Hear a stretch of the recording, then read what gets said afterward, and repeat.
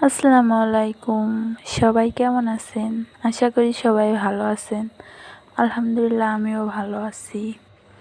বিকালের শেষ মুহূর্তে আমি আর আমার ফুফু শাশুড়ি হাঁটতে বের হলাম আমাদের বাড়ির পাশেই ডিপটি কলে। আমাদের এখানে এটাকে ডিপটি কলই বলে। আপনাদের ভাষায় কি বলে কমেন্টে জানাবেন প্লিজ। এই যে চলে আসলাম, দেখছেন পানির ফেনা কত, আর দেখতে কি সুন্দর।